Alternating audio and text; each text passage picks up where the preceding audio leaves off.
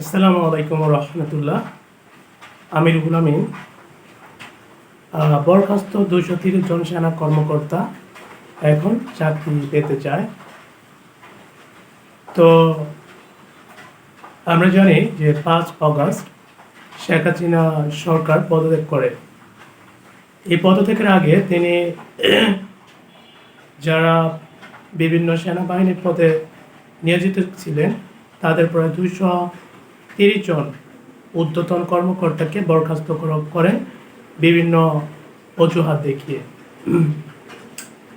এখন গতকালকে ঢাকা মহাখালীতে একটা সেনাদের নিয়ে একটা অনুষ্ঠান করা হয়, একটা সমাবেশ করা।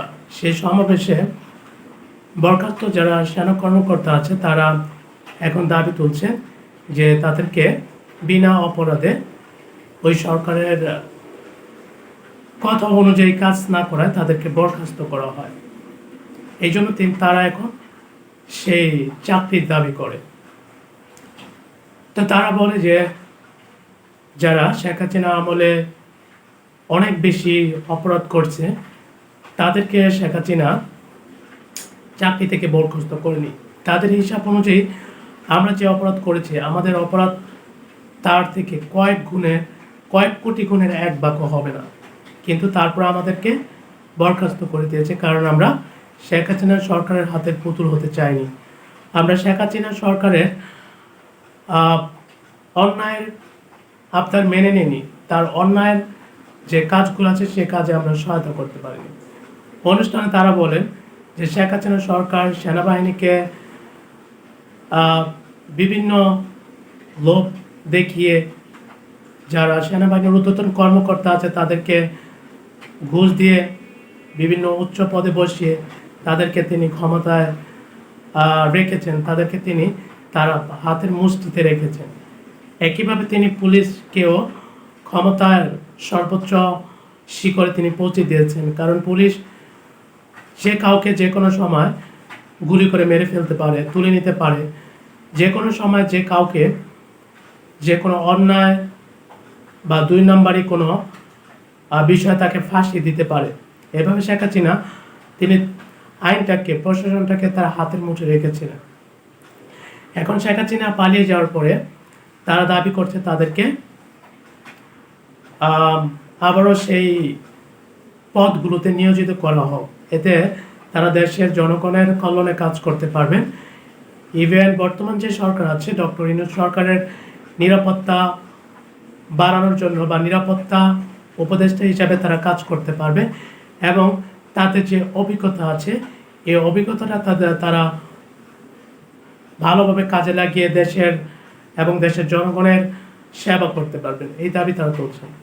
এর মাঝে আমিনুল নামে একজন সেনা কর্মকর্তা তিনি বলেন যে একটি প্যান ঘটিত কারণে আমাকে শেখ হাসিনা সরকার ক্ষমতা থেকে বরখাস্ত করে দেয়। আরেকজন বলেন যে আমার সাথে জামাত ইসলামের পারিবারিক সম্পর্ক থাকার কারণে আমাকে দল থেকে আমার চাকরি থেকে বরখাস্ত করে দেয়। এরকম আরও অনেকজনে অনেক রকম অপরাধ বা অনেক রকম অভিযোগ তোলেন তারা, যে কেন তাদেরকে নিরপরাধে তাদেরকে চাকরি থেকে বরখাস্ত করে তোলে, বরখাস্ত করে দেয়, এই বিষয়গুলো তারা আলোচনা করে। এখন হচ্ছে যে তারা দাবি করছে তাদেরকে চাকরি দেওয়া হবে।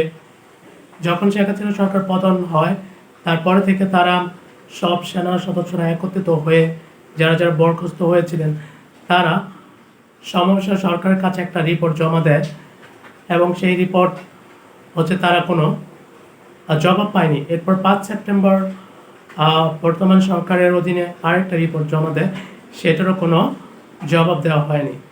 এই জন্য তারা এখন সরকারের উপর ক্ষোভ ছাড়ছেন যে তাদেরকে বিনা কারণে বিনা অপরাধে তাদেরকে বরখাস্ত করেছে। তারা এখন সেই পদগুলোতে কেন বহাল থাকতে পারবে না, তারা কেন তাদের চাকরিগুলো আবার ফিরিয়ে দেবে না।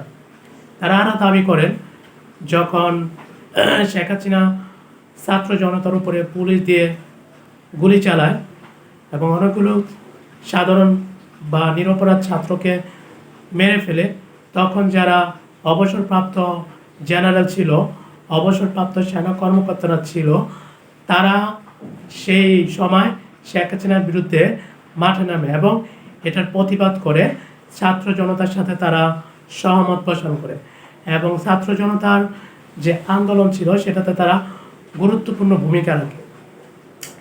এখন তারা কেন সেই সুবিধাটা পাবে না? তারা এমন একটা প্রশ্ন ছুড়ে দিয়েছে, কেন তারা তাদের পথ ফিরে পাবে না? তো আপনার কি মনে হয় যে তাদেরকে সেই পথে ফিরে দেওয়া হবে?